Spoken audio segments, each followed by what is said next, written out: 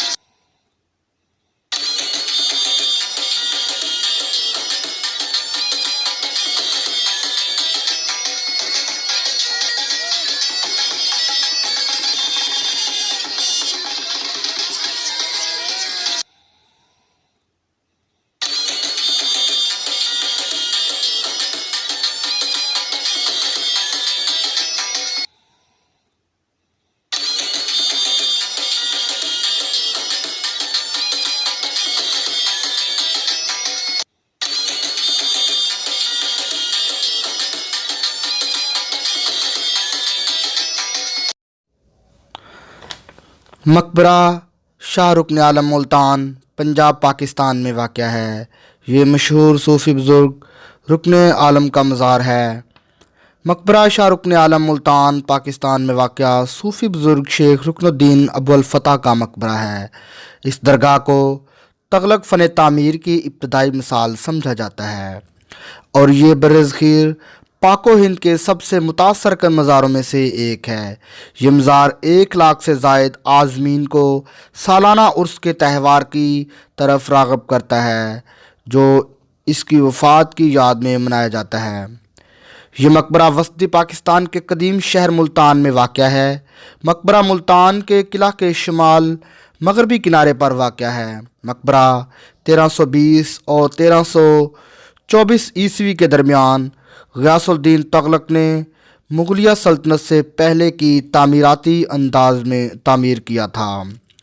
मकबरे को तगलक फ़न तामीर की इब्तदाई मिसाल समझा जाता था और दिल्ली में तगलक की यादगारों की तारीख़ से पहले मौजूद है।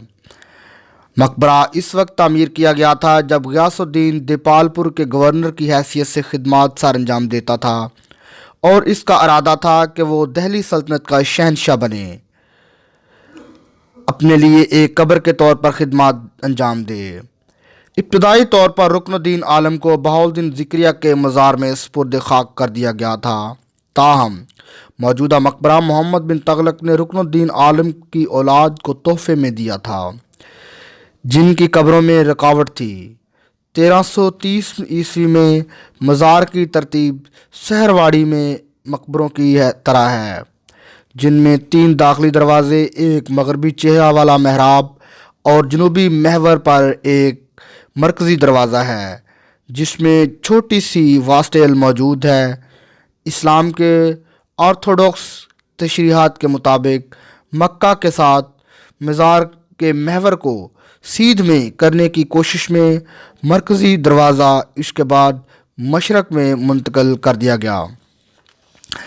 ملتان کے فارس اور افغانستان سے مضبوط روابط تھے، وہ روابط جو قبرستان پر پائے جانے والے وسطی ایشیائی اور فارسی معماری طرز کے بہت زیادہ اثر و رسوخ سے ظاہر ہوتے ہیں، جیسے اینٹوں، چمکیلی ٹائلوں اور لکڑی کی چھتوں کا استعمال۔ یہ مزار ملتانی تفریحی فن تعمیر کے اختتام کی نمائندگی کرتا ہے، جو کبیروالا کے قریب مزار خالد بن ولید کے ساتھ شروع ہوا تھا۔ ناظرین، یہاں پر قابل ذکر بات یہ ہے کہ جو میں آپ کے گوش گزار کرتا چلوں کہ کبیروالا میں موجود مقبرہ خالد بن ولید کا مزار اور اس کی مکمل تاریخ جاننے کے لیے اس ویڈیو کے نیچے ڈسکرپشن میں لنک دے دیا گیا ہے۔ خالد بن ولید اس مقبرہ کے بارے میں جاننے کے لیے نیچے ڈسکرپشن میں لنک دے دیا گیا ہے، اس پر لازمی کلک کریں۔ تو ناظرین، ہم دوبارہ آتے ہیں مقبرہ شاہ رکن عالم ملتان کی جانب۔ تو یہ مقبرہ 3 درجے کا ڈھانچہ ہے، اگرچہ دوسرا اجتماعی درجہ ملتان کا مخصوص ہے۔ آکٹون کی شکل میں پہلا درجہ قریبی مزار بہاؤالدین ذکریہ اس سے قریب کے دیگر مزارات سے مختلف ہے، جو مربع نما اڈے پر قائم ہے۔ پہلے درجے کا قطر 15 میٹر ہے، دیواروں کی لمبائی 4 فٹ ہے۔ پہلے درجے میں لکڑی کے بینڈ شامل ہیں، جو بیرونی اینٹوں سے بنے کام میں ایک وقفے کو پیدا کرتے ہیں۔ آکٹاگونل کا پہلا درجہ اس کے 8 کونوں میں میناروں کے سائز والے چھوٹے ٹاورز کی مدد سے باندھا جاتا ہے، جو اس ڈھانچے کو مدد فراہم کرتے ہیں اور تنگ ہوتے ہیں جب وہ پہلے درجے کی اونچائی عبور کرتے ہیں۔ دوسرا آکٹون پہلے درجے پر قائم ہے، جس میں عمارت کے 8 کونوں میں ہر ایک میں چھوٹے گنبد نمایاں ہیں۔ ایک تیسرا درجہ دوسرے کے اوپر رہتا ہے اور اس کا قطر گنبد 15 میٹر کے ذریعے بنتا ہے۔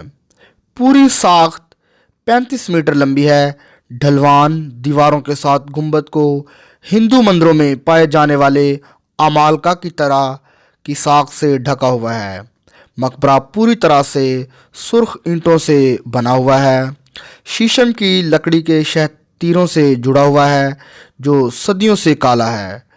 بیرونی حصے میں لکڑی کے پینل، کھودی ہوئی اینٹوں، سٹرنگ کورسز، بینڈمنٹ سے وسیع پیمانے پر زیور سجایا گیا ہے۔ مزار کے اوپری حصے پر بٹریس برج اور سرپٹاؤ، یہاں تک کہ غیر عسکری عمارتوں پر بھی تغلق فوجی فن تعمیر کے اثر کو ظاہر کرتے ہیں۔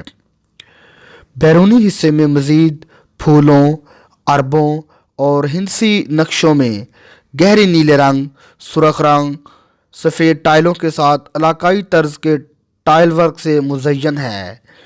یہ سب کچھ گہری سرخ باریک چمکتی اینٹوں سے متضاد ہے۔ سفید گنبد نیلے رنگ کے ٹائل ورک کے ساتھ اس کے نچلے حصے میں سجا ہوا ہے۔ مزار کے وسیع و عریض داخلہ میں کوئی داخلی دباؤ نہیں ہے اور نہ ہی اندرونی جگہ کی تائید کے لیے کوئی داخلی ساختی عنصر، جس کے نتیجے میں داخلی جگہ وسیع ہوتی ہے۔ ابتدائی طور پر داخلہ کو وسیع ٹائل کے ساتھ کام میں سے سجایا گیا تھا جسے بعد میں پلاسٹر میں ڈھانپ دیا گیا تھا۔ حالانکہ مقبرہ کا وسیع و عریض داخلہ اب بڑی حد تک ننگا ہے۔ زمینی سطح پر تارک اندرونی جگہ کو مزید وسعت دینے میں کام کرتے ہیں۔ کھدی ہوئی لکڑی کا محراب اس کی صنف کی ابتدائی مثالوں میں سے ایک سمجھا جاتا ہے۔ 680 عیسوی کی دہائی میں محکمہ اوقاف نے اس مقبرے کی مکمل مرمت اور تزئین و آرائش کی۔ پورا چمکتا ہوا داخلہ ملتان کے شیگروں یا ٹائل بنانے والوں کے ذریعے کی گئی نئی ٹائلوں اور اینٹ ورک کا نتیجہ ہے۔ سال 1970 عیسوی میں یہ مقبرہ یونیسکو کے عالمی ثقافتی ورثہ سائٹ کی حیثیت فہرست میں درج ہے۔ پاکستان زندہ باد۔ اگر آپ کو ہماری یہ کاوش اچھی لگی تو اس کو ایک لائک تو ضرور بنتا ہے۔ اگر بہت اچھی لگی ہو تو اسے اپنے دوسرے دوستوں تک لازمی شیئر کریں۔ پاکستان زندہ باد۔